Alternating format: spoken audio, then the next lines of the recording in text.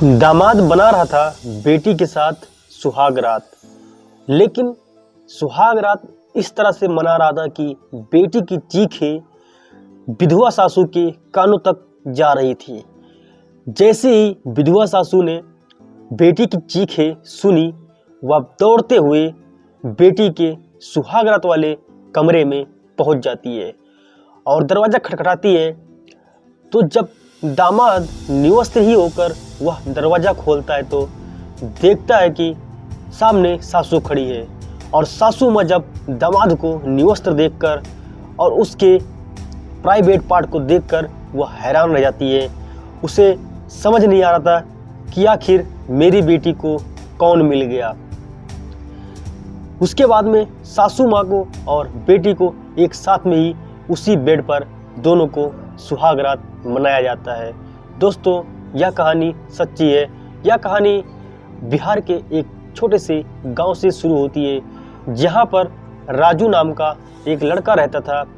वह गांव में ही छोटे मोटे गाड़ियां चलाया करता था, जिससे कि वह अपना खर्च चलाया करता था।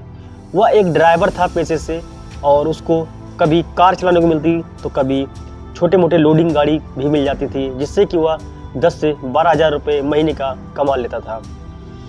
एक दिन वह लोडिंग की गाड़ी लेकर एक गांव में जाता है, जहां पर एक लड़की होती है और उससे उसका नैनाचार हो जाता है और उससे उसको प्यार हो जाता है। वहां पर वो दोनों आपस में एक दूसरे को नंबर देते हैं और नंबर से उन दोनों को इतना ज़्यादा प्यार आगे बढ़ जाता है कि प्यार यहाँ तक बढ़ जाता है कि उन लोगों ने शादी तक की जो है सोच ली। अब उन दोनों की शादी लव मैरिज होती है। लव मैरिज होती है तो राजू के घर में तो कोई नहीं था, लेकिन जो लड़की थी उसके घर में सभी लोग थे और वो सारे लोग राजू से शादी करने के लिए मना कर देते हैं। लेकिन जो राजू होता है वह उस लड़की को किसी तरह से मना कर उससे वह शादी कर लेता है। और लड़की के घर वाले भी उस पर आपत्ति उठाते हैं, लेकिन जब शादी के बाद वो लोग कुछ नहीं कर पाते हैं और लड़की और राजू अब दोनों अपने इसके घर में ही रहने लगते हैं। लेकिन जो उस लड़की के घर में आते ही राजू की स्थिति थोड़ा सा खराब चल रही थी। उसको अब पैसों की तंगी चल रही थी। अब उसे तो घर भी बनाना था, क्योंकि उसका सही से घर भी नहीं था। राजू ने सोचा कि क्यों ना तुम यहीं रहो और मैं थोड़ा सा शहर जाकर कुछ पैसे कमा लूँ, जिससे कि हमारा एक छोटा सा घर बन जाए और हम दोनों खुशी से रह सकें। तो लड़की होती है, लड़की का नाम होता है पूजा।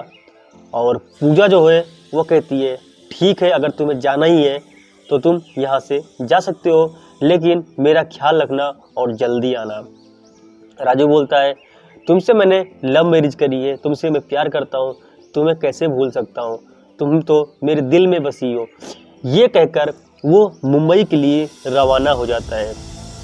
राजू जब मुंबई पहुंचता है तो उसका एक दोस्त होता है जो उसे एक ड्राइवर का नौकरी दिलाता है। और वो ड्राइवर की नौकरी एक ऐसी जगह होती है जहां पर सिर्फ दो परिवार में दो ही सदस्य होते हैं, एक विधवा औरत और उसकी एक खूबसूरत जवान सी लड़की।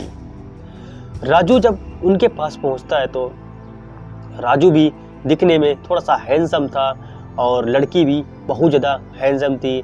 उन दोनों को जो है, जो राजू होता है वह उसी लड़की का ड्राइवर बन जाता है। और विधवा सासू को भी कभी कभी वह कहीं ले जाया करता था, लेकिन जो लड़की थी उसको हमेशा कॉलेज जाना होता था और भी कहीं जाना होता था। तो जो राजू होता है उसी का ड्राइवर बन जाता है और धीरे धीरे वह ड्राइवरी करने लगता है उसके पास। लेकिन जो लड़की होती है वह राजू से पूरा उसका बायोडाटा पूछती है, लेकिन राजू उससे एक चीज़ छुपा लेता है कि वह शादीशुदा है। वह बोलता है कि मेरी अभी तक शादी नहीं हुई है। अब वह किस लिए छुपा रहा था ये तो किसी को भी नहीं पता था, लेकिन जब लड़की ये चीज़ सुनती है कि यह शादीशुदा नहीं है और इसके घर में भी कोई नहीं है, ये अकेला है, तो ये मेरे घर के लायक बढ़िया होगा। और वह जाकर अपनी मम्मी से बात करती है कि जो हमारे घर का ड्राइवर है राजू, ये घर का अकेला है और ये हमारे घर का ये घर जमाई बन सकता है, तो क्या मम्मी मैं इससे शादी कर लूँ। तो विधवा सासू बोलती है, हाँ ये तो बढ़िया मौका है और हमारे घर को भी संभालने वाला भी यही मिल जाएगा, अच्छा है, और इसके घर आगे पीछे भी कोई नहीं है, ऐसा लड़का मिलना भी मुश्किल है। तो वह राजू से बात करती है और राजू भी शादी के लिए मान जाता है। अब उस लड़की को देखकर राजू ये भूल जाता है कि मैंने गांव में किसी लड़की से प्यार कर रखा है और वो लड़की मेरे इंतजार में, वो मेरे घर पर है। ये चीज को वो बिल्कुल भूल जाता है और उस खूबसूरत लड़की से शादी कर लेता है। शादी उसके घर में ही होती है, बहुत ही धूमधाम से होती है। किसी को नहीं पता है कि राजू की असलियत के बारे में, और वो सासू माँ और लड़की दोनों उससे जो है खुश रहती हैं। सुहागरात की पहले दिन आती है।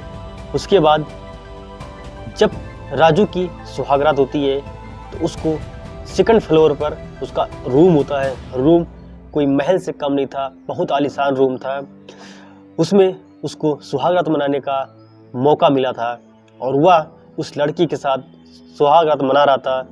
लेकिन राजू की जो संबंध था, इतनी बेरहमी से संबंध बना रहा था कि जो लड़की की चीखें थी वह विधवा सासू माँ के कानों तक पड़ चुकी थी।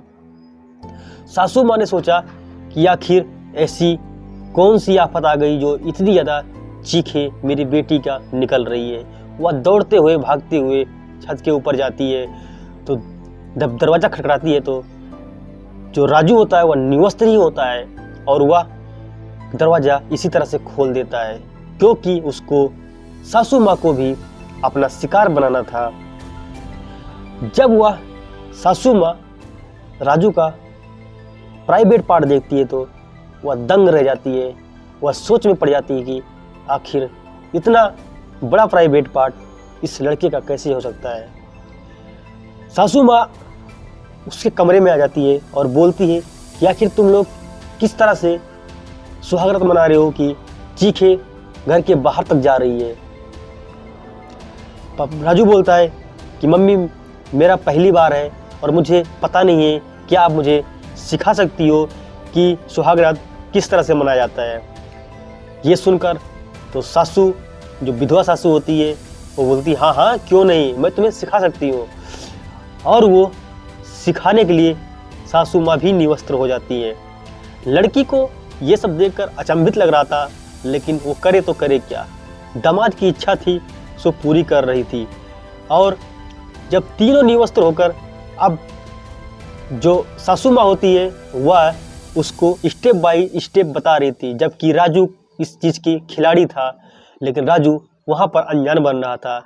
और वह बोला कि ऐसा करो सासू माँ, मैं पहले आप मुझे अपने ऊपर ट्राई करने का मौका दीजिए, मैं आपसे सीखूंगा, उसके बाद मैं आपकी बेटी के ऊपर ट्राई करूंगा क्योंकि ये अभी दर्द बर्दाश्त नहीं कर पा रही है। तो आप मुझे कुछ ऐसा स्टेप बताओ कि जिससे कि इसे दर्द ना हो। सासू माँ बोली ठीक है आ जाओ, और वह उसको स्टेप बाय स्टेप सिखाने लगी। अब एक ही बेड पर माँ और बेटी का दोनों का सुहागरात मनाया जा रहा था और इसमें बेटी और माँ दोनों इसके जाल में फंस चुके थे। राजू ने दोनों को बुरी तरह से फंसाया और वह एक चीज़ भूल गया था कि गांव में उसकी भी कोई पत्नी है और उसको वह बुरी तरह से भूल गया था। लेकिन उसे कहते हैं चोरी ज़्यादा दिन छिपती नहीं है।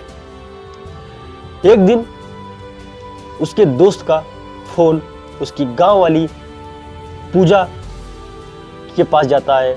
तो पूजा जो होती है वह रोने लगती है, उसके दोस्त से उसका हालचाल पूछती है। तभी उसका दोस्त उस पूजा की रोने की जो उसका दर्द था वह सह नहीं पाया और वह उससे सारी बातें खुलकर बता देता है। और पूजा जो है वह भागते हुए वह अपने जो उसका दोस्त है राजू का उसके पास चली जाती है। और जो राजू का दोस्त है वह उसी घर में पूजा को लेकर जाता है जिसमें राजू की दूसरी पत्नी रहती थी और राजू भी उसी घर में रहता था। एक दिन सासू माँ और जो उसकी नई दूसरी पत्नी थी और राजू बीच में बैठा हुआ था और सासू माँ किनारे और दूसरी पत्नी किनारे। दोनों बैठकर मूवी देख रहे थे और बहुत खुश हो रहे थे। इतनी देर में पूजा वहाँ पर अब उसके दोस्त के साथ पहुँच जाती है। पूजा को देखकर तीनों दंग रह जाते हैं और उससे पूछते हैं, जब राजू पूछता है तुम यहाँ क्या कर रही हो, तभी उसकी सासू माँ पूछती ये कौन है और तुम इसको कैसे जानती हो, तुम्हारा तो कोई रिश्तेदार नहीं था, तुम्हारे रिलेशन में कोई था ही नहीं। तब वो पूजा बताती है कि मैं इसकी पत्नी हूँ और ये मुझे लव मैरिज करके गांव में छोड़कर यहाँ पर ये आप लोगों के साथ में रंगरलियाँ मना रहा है।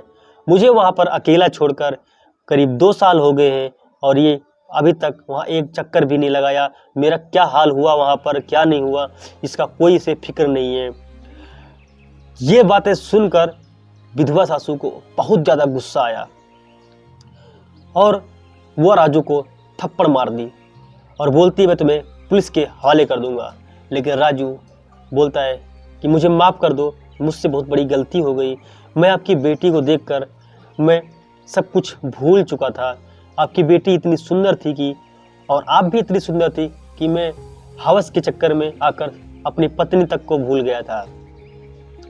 ये सुनकर तो जो वहाँ की विधवा सासू होती है बहुत अच्छी थी बेचारी, वो जो है उसको माफ़ कर देती है। उस लड़की का मुंह देखकर उसको माफ़ कर देती है। बोलती है ऐसा करो कि तुम अब इसके साथ जाना और कभी भी इसका साथ मत छोड़ना। मैं इस बार तुम्हें माफ़ कर दे रही हूँ। आइंदा से अगर तुमने कोई गलती करी तो मैं तुम्हें सबसे पहले पुलिस के हवाले कर तुम्हारी अच्छे से ठोकाई करवाऊंगी।